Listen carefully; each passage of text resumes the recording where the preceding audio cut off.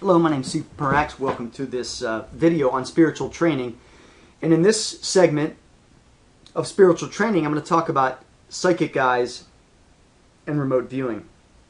Psychic eyes is really a concept that is really all-encompassing. Remote viewing is more of a newer term that was used within the government when they had psychic spying, which I'll cover in a bit. But psychic eyes is really where inside of your mind's eye, your psychic eye, you can see things.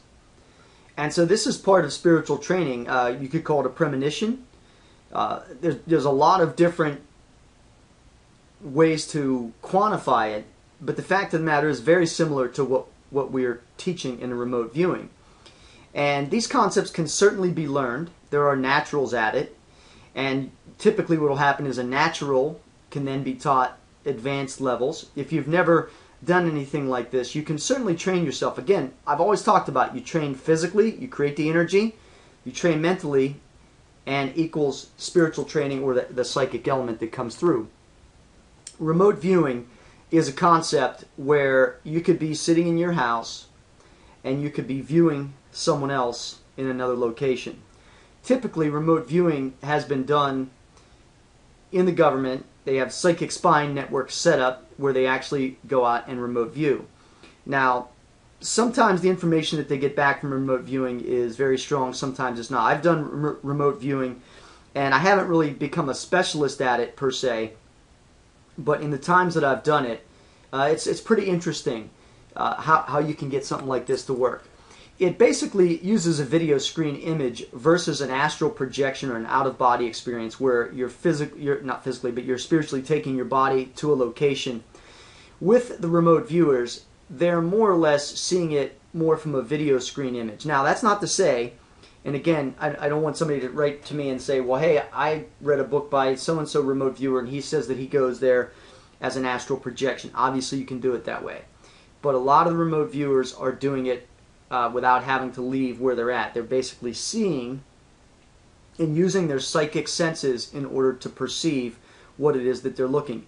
A lot of remote viewing has to do with the subconscious mind, is letting the subconscious mind give you data that you're looking for. Now, the difference between the way the Total System 2.0 teaches remote viewing and other systems teach it is that we don't necessarily teach coordinates. We teach it more of coming up with what's called a structural link where you could tap into it. So if you knew that your grandmother was in California and you were in New Jersey, you could actually remote view. If you knew what her house looked like, you knew where it was, you could get there a lot easier than if you were just given coordinates. It's more of a partial projection, like I said, than sending out the entire spirit.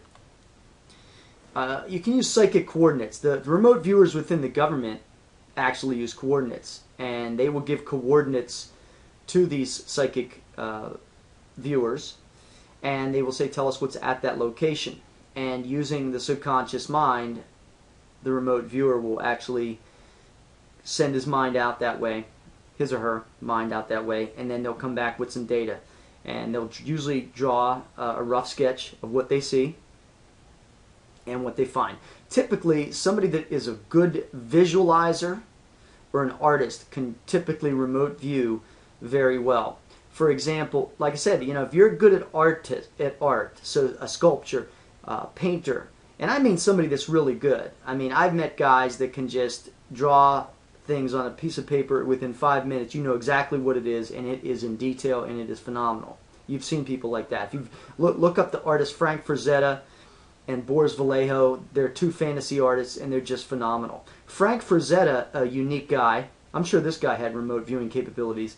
He used to complete paintings in one night and never even used models. All of the characters in his paintings were all from his mind. It's amazing when you figure out how a guy like that could do it. I don't know how to do it. I couldn't do it, but yet this guy could. Again, now, the reason I bring that up is because I want you to understand that is part of this psychic eye spiritual training, is having that sense, that extra sense where you're artistic, because that's tapping into another part of your brain that not many people have. only a certain percentage of people do. I mean, some people draw a stick figure, another guy draws an unbelievable 3D object. It's very interesting to note. They're popular, like I said, popular government spying techniques. I don't know if they're still doing it or not, but you can be sure that anytime they're doing it one time, they're doing it all the time, whether they say they're doing it or not. And what you could do is you could set this up where you could actually utilize it to help people out. Again, this goes back to some of the other videos that I talked about as far as spiritual meditations. This is similar. You could use remote viewing in the right way in order to help people out. You could also use it in order to use it as a psychic spying technique. It's kind of a unique technique. And again, this is another one of the questions I get a lot of questions of. What about remote viewing? How do you teach it? How long is it going to take? Again, how long is it going to take for you to open up your psychic eyes and be able to remote view and astral project? Any of these things we're talking about here in a spiritual training. It really is a hard question to answer because I don't know who I'm talking to. If you have any experience, I don't know if you've ever experienced these things, it's hard for me to say. If you were sitting in front of me and you said, I've had experiences like this in the past, they come and go, and I don't really know how I do them, but I do know how to do them. I can promise you this, I can get that guy or gal to get this to work extremely quickly. No question about it. Now, if somebody comes to me and says, I've never done anything like this before, then you got to take somebody from the known to the unknown. Whereas somebody that's already had some experience, you're taking them from the known already. Or, excuse me, I said it backwards. It's from the unknown to the known. And whereas somebody that already knows it, even if they didn't know how they did it, they have that reference back in their mind. Anything that's in your mind that you can reference, you can do. You can do it over and over and over again. And that's the key to what we're teaching here with the Total System 2.0. So that kind of gives you a little bit of an overview on psychic eyes, remote viewing. Obviously, with inside the system, we go into much greater detail. And I think you'll find it to be quite interesting. Talk to you soon. So long.